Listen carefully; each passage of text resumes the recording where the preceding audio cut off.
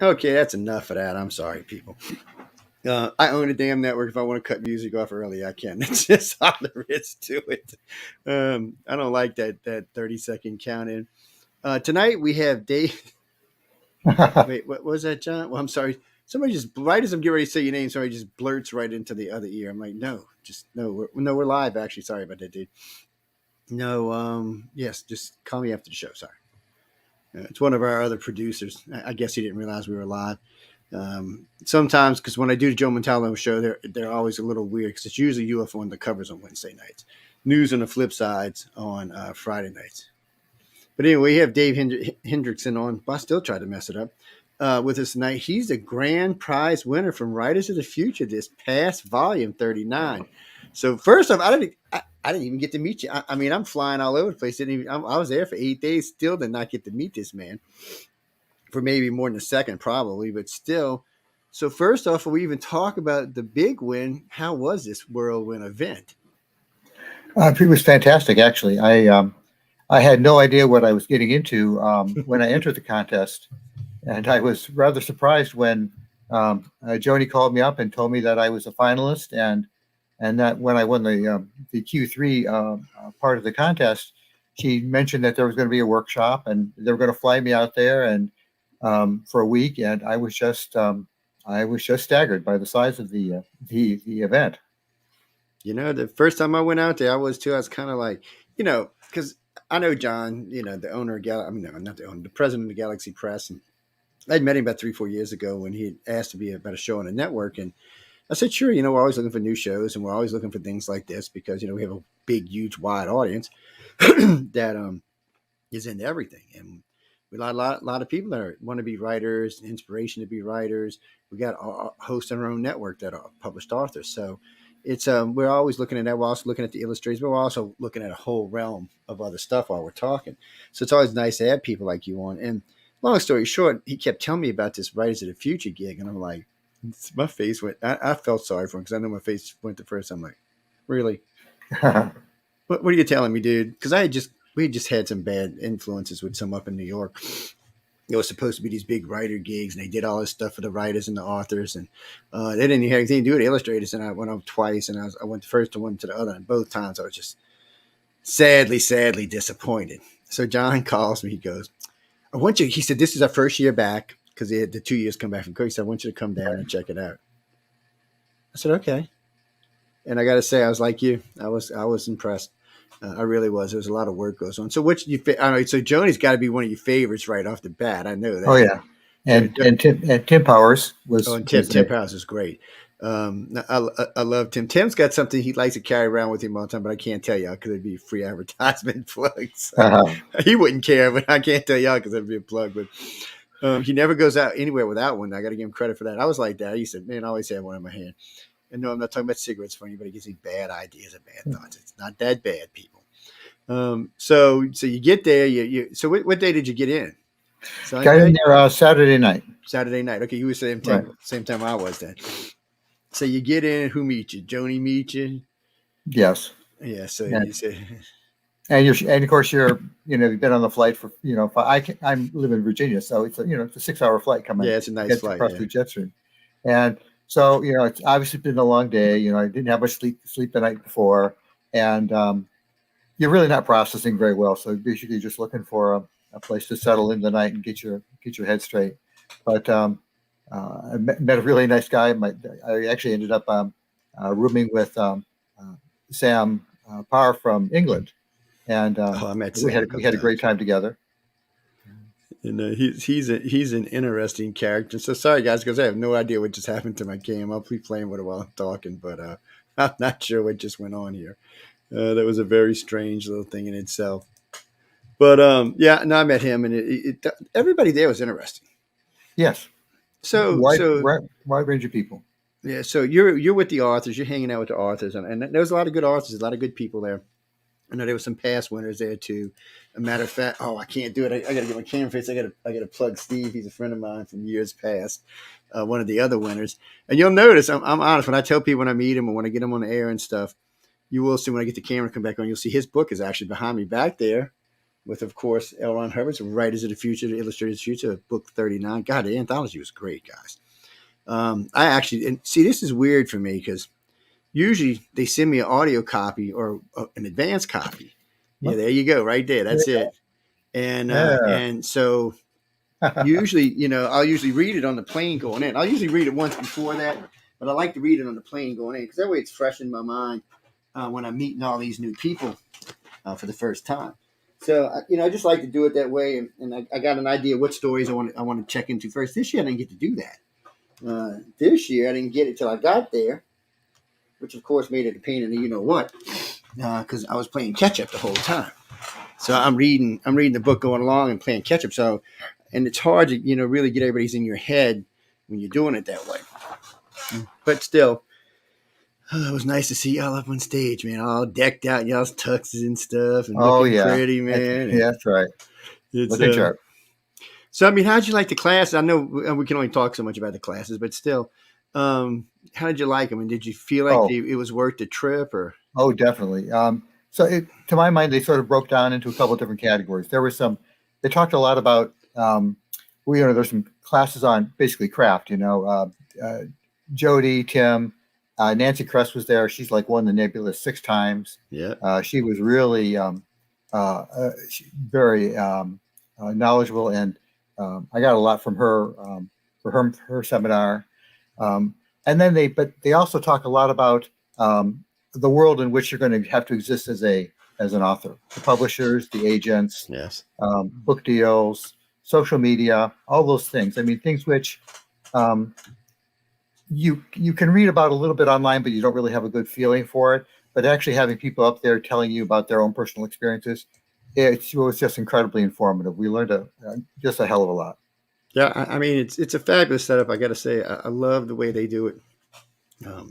Every judge there is so approachable, and you get some great judges and people. When I say judges, let me rephrase this: all the judges are either writers or illustrators, and not Joe Schmo off the street writer illustrator. These are people who have careers that have real careers. I'm not talking about you've got some big names there that have written some big books that have been in some big movies.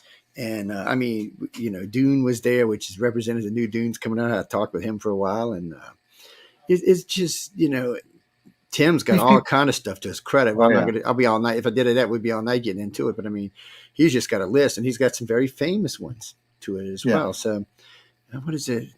Caribbean? What is it? Pirates of the Caribbean. Yes. Oh, yes. He's got a little bit to say about that. Yeah, he really does. Yeah, that's actually based off a book called On Stranger Tides, which he wrote many, many years ago. And they adapted that one for the third or the fourth of the Caribbean movies. Yeah, so see just a little bit down there, people. There's other people there besides that. There's some other big writers, and then like Wesley Dean, and he just writes. I mean, I've lost count how many books he's got, how many bestsellers he's got on that. And then of course we had Kevin J. Anderson. Who is he? I don't remember who he did. Did he write anything? Let me Just think. like 150, I don't know, 10 books, something like that. Yes, and he may have had something to do with some other famous book. But whenever, all I can tell you, people, is if you win, you get to find out. It's all only way I can tell you this. I will tell you, for you, they love when y'all show up at like Dragon Con and FanX. They have no problem giving y'all space at their booths. I watched them twice last year. They're really, so far, everything they've told me so far has been exactly what they told me, which I tell John this all the time. It scares the crap out of me. I'm waiting for the anvil to fall and push me in the head or something. And they're just good people. And they're very kind, they're generous, and they're just dedicated. I was just so grateful to, I mean, they just really take care of you while you're there. Yes. Oh, yes. This is what I was saying. This is one of the past winners right here. There you go. What is it? What's the title again? The Dark That Begins. He was there. See, listen, guys, hard copy. Yeah. I love when people give me hard copy. It's not a requirement to send me a hard copy. I do appreciate when people send books because it's I don't always get to read them, but there's always somebody in my family that will. So I always find out what's in them anyway. But he's a nice gentleman. Him and I on there was a bar kind of in my suite. I think it was his first year I was out there, and he was up there along with Dan DeSantis and a couple of other illustrators were there, a couple of other writers were there. So it was a big, the game was a little bit stressful. How did you feel? I mean, did it wear you out, or I mean, Oh, were you it like really pumped did. with energy the whole time, or We had, I mean, the days where we had, we went anywhere because from y'all were 10 to 14, nonstop? Yeah. yeah, 10 to 14 hours a days. And you're in a strange city in a hotel room, so you're not sleeping really well. So yeah, by the end of it, we were all running on fumes, I think. Oh yeah. We were Oh, all yeah. full of crazy energy and not enough sleep. This is, by the way, this is the hardest one I've seen so far. So I've been to three of them, and they there's usually more breaks, more time in between. There's actually more time for me because I get interviews in between. I grab y'all for different things. I'll catch y'all for like when there's certain things going on. I know you don't have to be there, so I'll grab y'all for stuff like that. Because I like to get as many interviews as I can because we like to do a 15 or 20-minute prequel to big interviews, so we can bring y'all on and put out your debut, your stuff and stuff like that. And because we want people to get the time. I mean, that's what it's all about. That's what we're there for. That's the whole reason I come out there for John is because we're friendly press. That's what we are. And he likes me to not to scare everybody. So I told him this year I'd be good and give it. Well, my job is at the end is just to look, people. Sooner or later, you're going to be dealing with assholes like me. Excuse my language. But, it's all in the way you deal them. Well, you're always looking for friendly press, but you're not always going to get it because you'll have someone will call you and say, hey, I really enjoyed your book. And then he'll get you on there. And then he wants to go through and point out what he thinks you did wrong in your own damn book. Oh, I now, see. remember, this is a host. This isn't a damn writer. This is a wannabe writer, maybe. So it always irritates me when they do that. So, I always tell people when an interview gets to the point where you're uncomfortable, just cut it off. That's it. That's it. No reason to sit there because a really good host is going to make you say something dumb anyway. So it's just better just to go on. These guys do this for a living. So I just tell people, if you feel uncomfortable, leave. Or, say, hey, you're making me feel uncomfortable. And sometimes a host will just say, oh, I'm sorry, I didn't mean to go there. Not all hosts are mean. Some of them are nice people. Mm-hmm. And there's a lot of followers of Writers of the Future. I noticed over the time when we've been, working with them, doing shows with them, they get lots of followers, lots of people check in with us, say, hey, I enjoyed the author, I enjoyed the illustrator. So now, what was the name of the story? Wait. It was White Elephant. White Elephant. Who did your artwork? A lady named Kristen Hathaway. Let me see if I can find it in here. So that's the next question I wanted to ask you anyway. So the reveal. Now, I've been to 4 reveals. Well, technically 3 because one was a 2-year reveal. So I got to say, man, for somehow, I know it's not 100% perfect, but I noticed these illustrators seem to nail a lot of these authors. And that's not always perfect, mind you. But really, I've been quite impressed with how good they've matched to some of the stories. I've read the stories, so I was kind of impressed at how some of them really drove it home. So in your case, and how did you feel? I mean, I see lots of tears. But by the way, people, this reveal, there's lots of tears in this reveal from both the author, mind you, and the illustrator. It's and see these are the books you want, people. Yeah, these are the ones you'll always ask me to give away. See how nice in it. See, this one's special because Tom Wood wasn't there for the original signing, and he is in this one. And he's a friend of mine, so I called him before he left. I said, buddy, I want your autograph in this book before you go. So, here you go, White Elephant. All right, it's right here. Whoops. Let me find the front of it. Sorry, guys, I'm trying to rip my... So, what size story was it? Damn it. Sorry, say again? Sorry, I keep knocking my earplug out. I said, what size story was it? What size? Yeah, I mean, a couple hundred words, 200, 300, 500. It's about 11,000. Wow, get out of here. You actually took advantage and actually wrote a story. Because, I wonder sometimes, I see these, I wonder sometimes, I see some short ones, and I know they give you, 17,000 words, right? Right. So that's a decent, I mean, that's not a huge book, but that's a decent book. It's not writers. That's close to a novella. Novellas start at about 20,000. Yeah, see, there you go. That's pretty good. And you know what, guys? If you'd asked me what a novella was 5 years ago, I'd have been what? I have learned so much about authors and illustrators in the last 4 or 5 years, and more than I have learned in probably the first 50. And I've actually known several authors and illustrators. So, but there's so much knowledge floating around. I mean, it's just when you sit and listen to those classes, if you have even a little bit of talent, it should just pull it right out. And I love Jody and Tim's banter, by the way. They're a hoot. They're something else, them too. I love the way he talks about himself in the third person. He's always saying Fucking powers, you idiot. Yeah. Oh, I do that myself. It's a bad thing. It means we're crazy, but what the hell? You can't, you can't be straight forever, man. Sooner or later, you got to let the other side out. You got to It's laugh. Jeffrey. What do you mean? L. Ron. Yeah, it's L. Ron Hubbard is the sponsor. L. Ron Hubbard is not with us anymore, by the way, since I think '86. Yeah. He sponsors this. No, by the way, I know what your next question is going to be, and I'll tell you ahead of time. No, it has nothing to do with it whatsoever. Oh wait, where's the colored artwork at? At the very beginning. Yeah. So this is the one. I think this is the black and white. If y'all can see it. Yeah. Okay, and then I'm gonna pull up the color one in a few minutes. I'm gonna bring the book back and pull it up. Again, you can find these at www.writersofthefuture.com, or you can go to that writersofthefuture.com is actually where you go log in and get your stuff. Galaxypress.com is where you go get the book. Sorry, guys. Sorry, John, if you listen. It's galaxypress.com. That's where you go get the book. But if you want to submit anything, it's writersofthefuture.com. If you're an illustrator, writer, maybe you get lucky and get to be part of the Wolf Pack or something, Matter of fact, I have him coming on. We're going to be talking about new ways to help writers to write even better. Oh, wait, I got to ask you about this course. Okay, what was the lady's name when she gave you the dice and the thing? Nina Cricky Hoffman. Yes. Well, I'm glad you remembered that. Damn, that's no way for me. So what did you think about that? When I heard it, I was sitting in the back, and at first I was kind of like, what? And then I started paying attention. I was like, well, wait a minute. Now, what the hell is this? I made her give me a dice and the papers and everything. I haven't tried it yet. But so what did you think about it? At first, for the people listening in, what basically is she gives you 20-sided dice, and there's a couple of different sheets. And like the first one is roll up a character, and you have you'll be a wizard or a shapeshifter or a thief or whatever. And then you basically choose a profession or a crisis. And anyway, it's a way of picking a couple of parameters to build a story around. And what she was suggesting is just take what's there and then build a story off of it, which didn't really work for me. So what I did is I rolled up and I waited till I got something I liked, and then rolled up another parameter and kept going until I hit two things which resonated with me. And then did the third one. And by the end of it, we actually did this, I think, 3 times.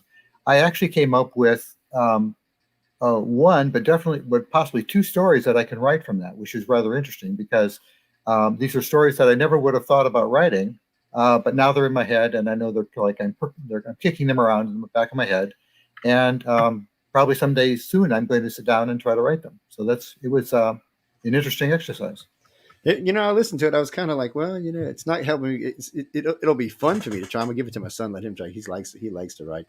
I mean, I've been working on something. Last I checked, it was around 12,800 pages.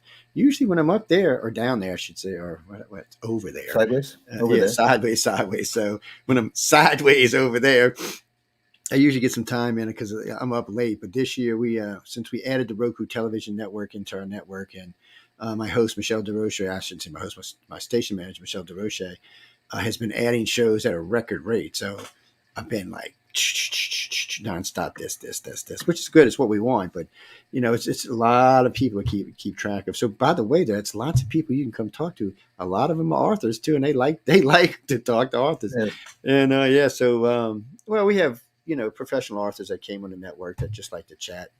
They come and they talk to authors. They like to hear new stories. Sometimes I think they're just fishing for ideas themselves, but that's possible. But still they enjoy it. And then one guy just so far, I think all he's written is about his Bigfoot. So, I don't know how well Bigfoot does these days. But hey, if he wants to write about it, it's fine by me. And then we've got a lot of different kind of people. And then we've people ask us all the time what kind of shows we got. So we got everything you can think of. That's where we are these days. What was that, Jimmy? Oh, yes. We will talk about that in just a second. So, first, Jimmy said, where are you from? Where are you located at? What part of the world? Well, right now I'm in Virginia, Northern Virginia, which is, yeah, exactly. It's basically, North Virginia is basically a big suburb of D.C. So, that's where I am. So, yes, and it is true these days. It is a big suburb. Yeah, it really is. In fact, most of where the area around us wasn't here 20 years ago. It's all new development. Let's just be honest. Pretty much from Baltimore down is DC. Yeah, exactly. People, I'm not kidding y'all. Last time the time before last, I flew in. I landed in the Baltimore airport, whatever it's called. Is that the Reagan one? I don't know. I don't. No, no, I'm not even going to pretend like I know people. no. And it was about 40 minutes. Not because it was that far. It's just freaking traffic was crazy. Oh yeah. Last time when Prometheus flew me in, they brought me to Ronald Reagan, which was right there in the middle of DC. It was only like a 10-minute drive to my hotel at the Mandarin, but still, man, DC is just, I'm telling you, it's huge. It's going to become its own little country. They keep wanting to make it a city. No, we're not making its own state. Y'all can forget it. It'd take up too much territory, man. It'd be like a mini Texas or something. It's not going to happen. So, Reese was wanting to know what was your inspiration? What made you want to write? What made you feel like you could be an author? What made you feel like you could win this contest? All right. Well, let's start from the beginning. I guess one of the hallmarks of my life, I don't actually remember a lot of my own past. I sort of I keep all my memory for the future and for books and for movies. Good idea. But I do have a very clear memory of when I was about 8 years old, going into the public library, and I turned the corner and I saw these juvenile science fictions. And this is back in the 60s. I'm an old guy, just, like you. You're not quite as old. You're not quite as old as I am, but this was the 60s, and people like Heinlein and Clark and Asimov were still, at the top of their game. And they were there, and Andre Norton and Ray Bradbury and Norris and all the others. And I just saw these books, and I just felt like I found my people. It felt this was home for me. And so I just started reading everything I could lay my hands on. And why science fiction spoke to me, I don't know, except just because I think of the sense of wonder, of the sense of possibility. It's hard to really say. But then a few years later, I remember, again, very clearly, I was reading Stargard by Andre Norton, which is a wonderful book if you've never read it. And I had this thought that maybe I could write a book someday too. And I was only about 11 at the time. And it's kind of funny because back then, we didn't have the internet. Things were a lot more, your world was a lot smaller. And the idea that a kid like me could actually one day write a book just was very startling. And it was only a few years later when I realized that authors were simply people who put down their dreams on paper, that it really became a possibility. So I started writing, here and there, little bits at the time. And I did that all the way through high school. My parents bought me a portable typewriter. We didn't have, we didn't have PCs in those days. And so I started typing, and I tried to submit a few stories. Nothing really worked. When I was at the University of Michigan, I actually won a couple of small contests, which was encouraging. I went to the Clarion Writers Workshop this was in '82, with people like Damon Knight, Kate Wilhelm, Orson Scott Card was there, Chip Delaney was there as a teacher. It was really quite an experience. It was a 6-week workshop, which, six entire weeks. So it felt like an entire world during that time.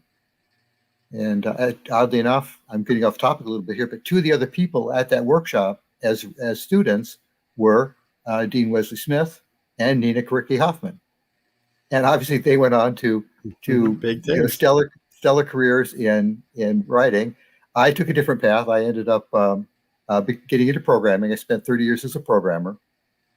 And when I retired, then I decided that I wanted to get back into writing. I'd been writing all along, but I hadn't been publishing anything.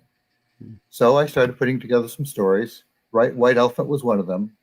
And I set it off, and I didn't realize how big the contest was. I probably would have been a little bit more timid about it at the time.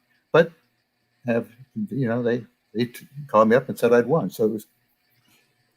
Well, I've been press for them for about. I mean, I'm not the only press for them by any means, but we took over a lot of press for them about 4 years ago, and we're worldwide, so it makes it easier for people. If I know their worldwide audience is going up considerably since they started broadcasting with us. And I know a lot of people I know go are submitting these days because I tell everybody the same thing. You can't, if you don't submit, you can't win. Exactly. You're not going to get to meet these people. And I tell people all the time. I was just recently I was talking on the internet about this, and somebody goes, "Well, you can't go talk to them." I'm like, "Who?" I said, the judges? What do you mean you can walk right up and talk? I said, the judges actually come out of their rooms, like they do their classes, and they come out of their rooms and they put themselves in places where you can talk to them. I said, They're incredibly open and generous people, and these people are insanely successful at what they do. They've sold hundreds of books. They're successful both in terms of money and in terms of the quality of what they've written, and yet they're there to support the writers, the contest winners who are there. I was just very touched at how generous and supportive they were. It was really a very nice experience. It's a good group of people. Yeah, and also let me just say something else is that if you submit, I know a number of people there submitted multiple times before they won. You can submit every quarter if you want. It doesn't matter. Yes, you can 4 times. You can even submit the same story over and over again. You obviously want to rework it if it didn't win the previous time, but very few publications will say that. I mean, if you normally submit something to a magazine and they don't like it, they're not interested in seeing that again. But if you have a particular story that really speaks to you, that you really want to, get out there in front of the public, you can submit it multiple times if you want. And you know what, guys? Sometimes they give you feedback. Sometimes they do, exactly. It's to help you win. So, they don't have to do this, by the way. Sometimes they do. And they also do honorable mentions and stuff like that. I know I met 2 honorable mentions this year. First time I ever met any honorable mentions, by the way. It's kind of strange. By the way, ladies and gentlemen, if you're ever there, if you win and you're there, and you feel too scared to approach a judge, just find me, and I'll introduce you to any judge you want to. I work mediary anyways. I learned that the first year I was there because the first year the judges had to talk to me because I was there I was there as a reporter. Okay, that's what I was there the first year for. I was doing a story, wanting to find out what the dirt was on Writers of the Future. I'm not even gonna lie, that's what I was there for. So John, being the gentleman he is, gave me complete access to everyone at Author Services, everyone at Galaxy Press, everyone that had anything to do with this, including all the judges and all of the contestants. And I got to say, it's exactly what it's supposed to be. So if I was y'all, I would submit and win. But like I said, if you're there and you feel intimidated, like Dean Wesley's pretty intimidating. Matter of fact, I was sitting there having snacks with Kevin J. Anderson and Dean. Now, most people would die to sit between these 2 guys and talk to them. And they were talking about stories that, frankly, I couldn't even believe they were talking about in front of me. But there was people around us. I kept saying, come on, come sit down, come sit down, come sit down, come sit down. Because I asked Kevin and Dean first, y'all okay? And they're like, yeah. Like, come sit down, come sit down. I mean, that's what they hear. They want to talk to you. They want to import their wisdom to y'all. That's why they're there. And they'll talk to you. Dean can talk more than I can. So, I mean, shit, that's nothing. What's it? What is that? Raylene. Oh, okay. Hey, Raylene. I know they have some sci-fi show somewhere, Raylene. Anyway, it's going to bug me now. Okay, yeah, I'll ask him. So I know y'all did rehearsals because I was there, but she's wanting to know is when you first walked on the stage, what did you feel? Because for the first time, yeah, for the first time, because they don't know that just you went on the stage twice. Okay, right. They haven't seen the video. So by the way, Dave actually went on the stage twice. So the first time you went up there, what did you feel like? Oh, I got it. I'm kicking some. Anyway, I'll let you describe. Right. So obviously incredibly nervous. When I got up there, the first thing I said was, I have to rewrite my speech. And that's actually very true because I was listening to everybody who had been up there before me. I came in about 2/3 of the way through, and all their speeches seemed a lot better than mine. So I was up there thinking, I was really wanted to rewrite my speech as I was sitting at the table, which of course wasn't possible. So I got up there and, I tried to not lock up entirely in front of all these people. And I don't remember a lot of it, honestly. I almost dropped my award. These are big acrylic things. I nearly dropped it, which would have been a disaster. And I've seen it afterwards because I saw it on YouTube. And yeah, you kind of like what was it? So you go sit down. You're done, right? Night's over. Right. Dave's like, I'm good. And all of a sudden, oh no, Dave's the big winner. He's not just the winner. He won the big one. He won everything. He won the big prize money, the big monster trophy. This thing is like this freaking big, man. So what was the first thing that went through your head? Like, nuh-uh. So I'm sitting there, and the person next to me is Devin, who's one of the other quarterly winners. And honestly, I thought her story was great. So I thought, and Sam's story was great. So I thought any one of us could win it. And I, kind of thinking, one of the other guys has got to win it, right? And so it seemed like too good to be true that I'd won it. So, and I know that people watching me at home who know me well said I was blushing like crazy, and I'm not a person who blushes very well. I'm pretty reserved here, and so yeah, I basically didn't quite black out from there up to the stage to pick up my award, but it was pretty close.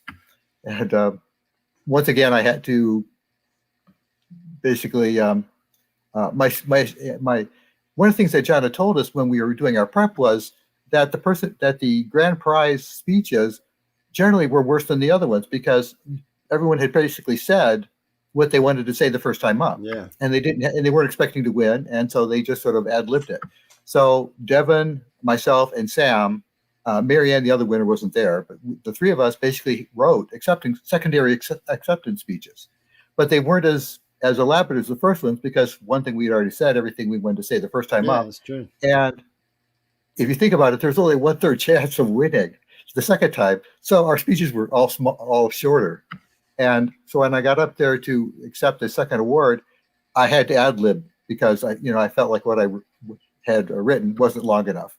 So, I did what I could. Yeah, no, you did good. I mean, he looked good up there too. There's a picture. A matter of fact, I think I used one for the intro for these shows, so y'all can see him.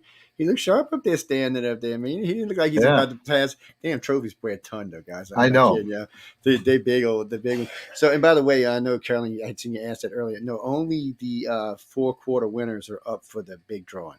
So there's 12 Correct. winners altogether, but it's only those 4 that won each quarter that's up. Yeah, so there's a winner for each quarter, and then there's 3 other winners are for each quarter. So there's 12 total. And sometimes there's an honorable mention and other stuff, but there's 12 winners for the illustrators, 12 winners for the writers. Yeah, so that's 12 chances you get. You can submit 4 times, and there's 12 slots. I mean, it's good odds. Right. I mean, it's good odds. So Sherry's over here laughing. She's like, yeah, I'd have passed out. There's no way I'd have made it to the stage. Oh, my God. No, it's serious. I mean, no, this is a real gala, people. So I can't remember his name right. This is a big producer. This guy's got all kind of credits to us. First thing he says is, "Oh my God, am I at the Oscars?" Yeah, really. He didn't realize. Well, he's coming to do this. He's right as a future. What are they? They put on a freaking gala. They're not playing, man. Red carpet, limousines, the whole 9 yards. Lots of press too. Lots of press. This year there was lots of we had lots of press. Well, last year we had a good bit of press from China, but this year we had a lot too. We had a couple of winners that were Oriental, so there was quite a bit of press. The illustrators. We had 2 ladies from China and 1 from Korea. Yes, I met the poor little Korean girl was so shy. I made her so nervous when I got her around any of them, because I was talking to all of them for interviews, and so I met her mom at the thing, and mom was real nice. And she was a sweetie. And I met her sister. Her sister is actually quite a brilliant young lady. And so I was talking with them. We were 5 of us out. You get snacking on something, chatting, and why everybody was signing books. And it was it's an interesting little family. So she's a talented young lady. I mean, the whole bunch, everybody there is talented. I hate to even say it like that because everybody there is talented. Look, first off, when it comes to illustrators, I draw stick people. All right, just leave it alone. Really, me too. That's the extent of any drawing I'm doing.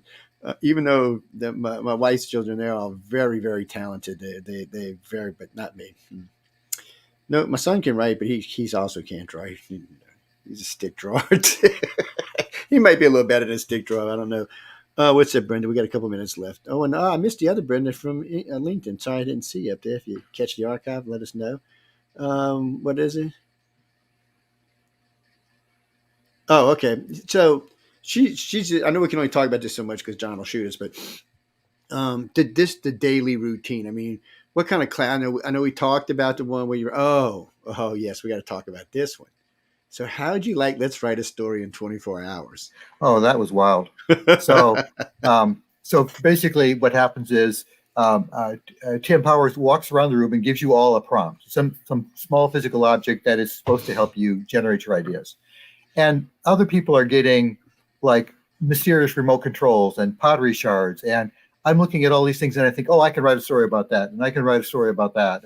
And he comes to me and he hands me a marble. a stupid little marble, and I've got nothing. I mean, I've absolutely nothing. This is marble, right?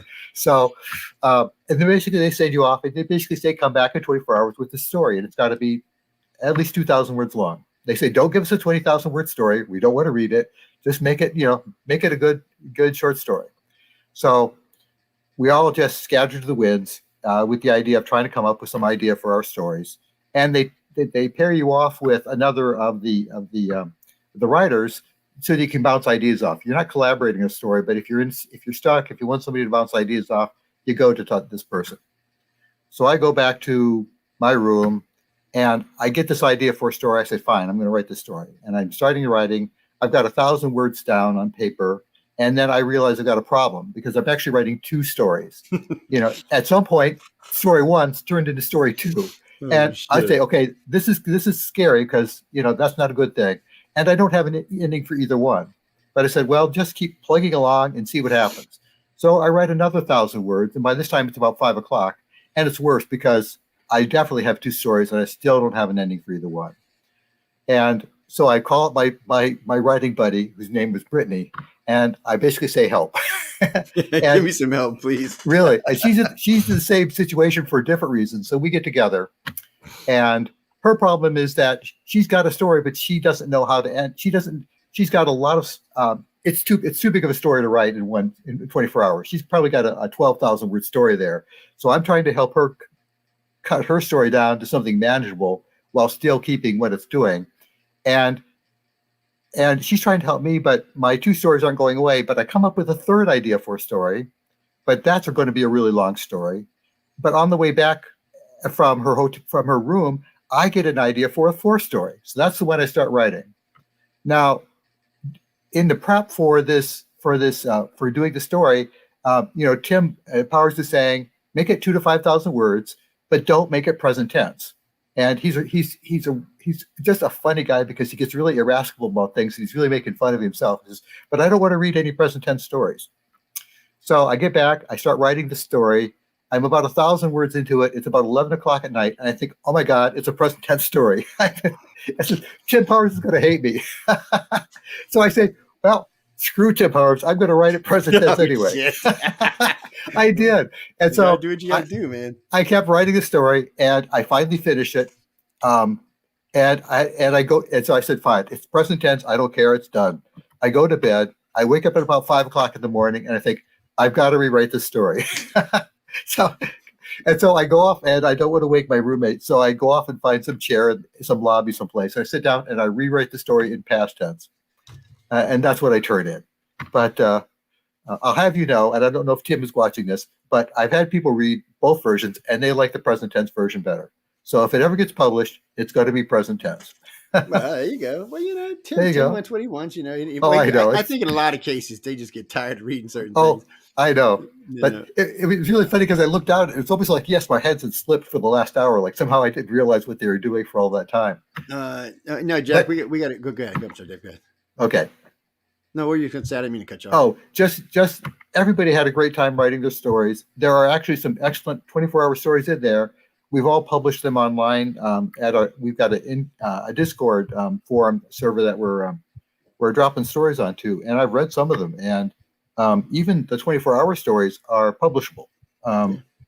Sam, a Power Story in particular, I thought that's one of the ones. I haven't read all of them yet, but I was very impressed with a number of the stories. And so I think they'll eventually end up in print someplace.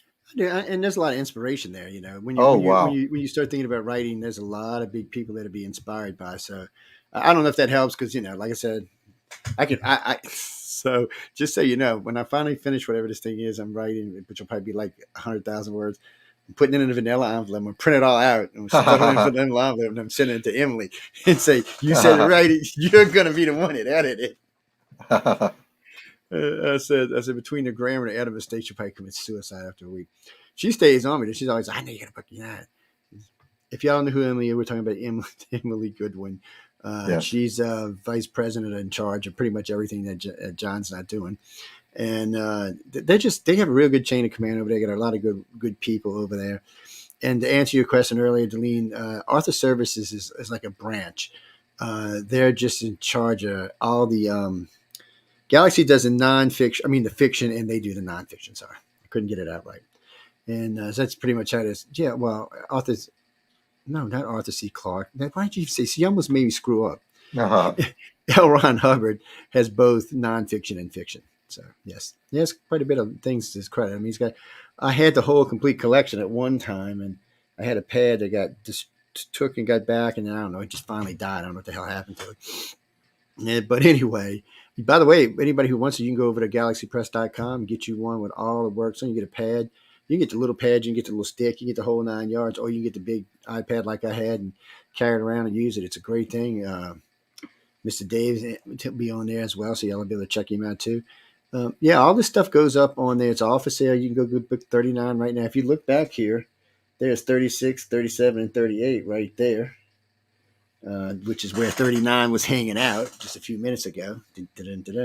So y'all can get it right there. And I've got from 25 up right now is what I've got.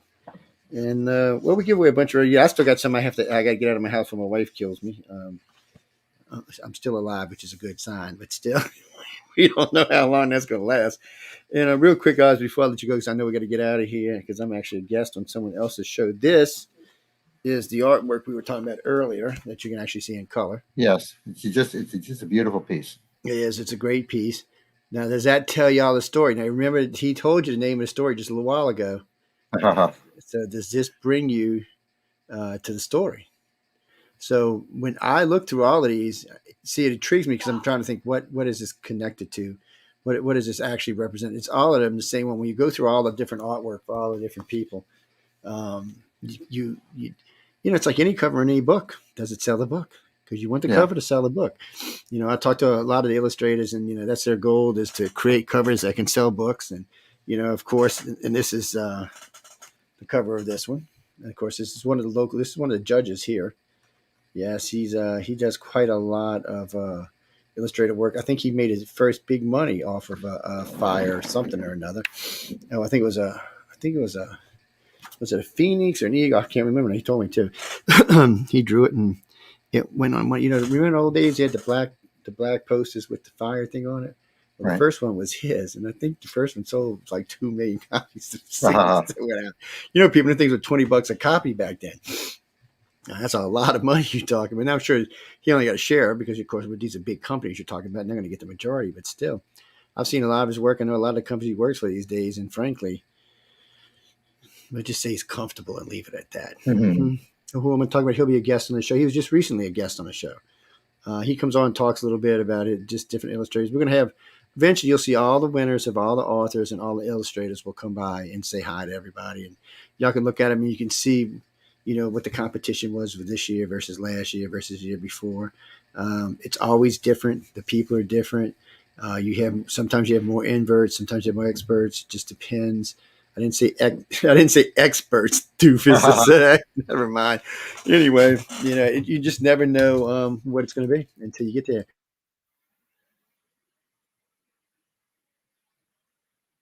Well, I've lost you.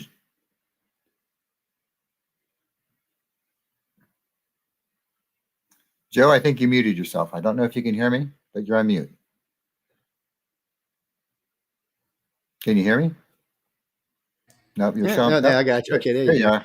I guess I got fat fingeritis there or something. Yeah. Usually his mic's hanging upside down, so maybe that's what the problem is. But I know we got to get out of here pretty soon. But Dave, you did it. I mean, you won everything, bud. I mean, that's like going to a casino and hitting the big one. I know. It really is. It's scary.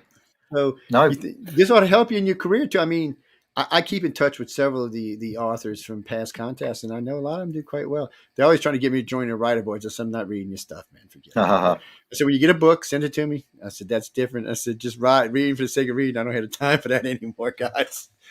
I said, I wish I did. But I do know people in my family do. I just don't. It's just one of them things. But any parting words before we get out of here? Anything you want to tell these people? Give them a little wisdom on maybe how they could be the next L. Ron Hubbard writer of the future. Honestly, just keep trying, keep writing. Don't be afraid to fail. Don't get discouraged. It's a matter of persistence, perseverance. If you write stories for magazines, you know, you may get a lot of rejections. just keep writing. Everything is practice. You'll get better as time goes on. So really, that's the takeaway. Just keep working. If you love writing, keep writing. I mean, you'll enjoy it for your own self anyway, and eventually, assuming that you have something to say, you'll get good enough that people will want to read it. Yes. Look, these guys are good. I mean, pretty much a lot of people come out of this and it helps to create. Never can hurt your career to say, not only did you win at Writers Future, you won the big one. Yeah, really. That sticks you up a couple of notches by itself. But I mean, David, was great having you on tonight with me. Thank I you. look forward to talk to you in the future. Any plans, any books coming out, any websites you want to give them before we go? Well, actually, like I said, this came out of nowhere. I was not really prepared. So right now I'm in the process of a quick one.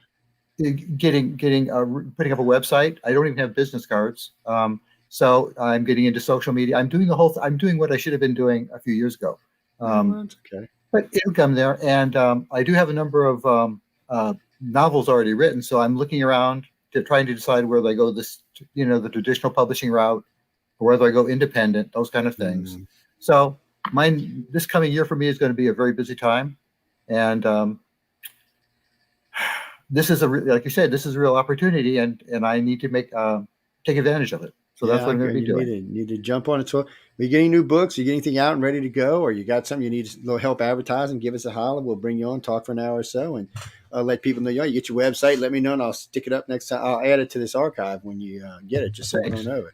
I mean, one of the things I'm thinking about doing is to do a semi-pro online publication for new and emerging authors, because it can be hard to get a break.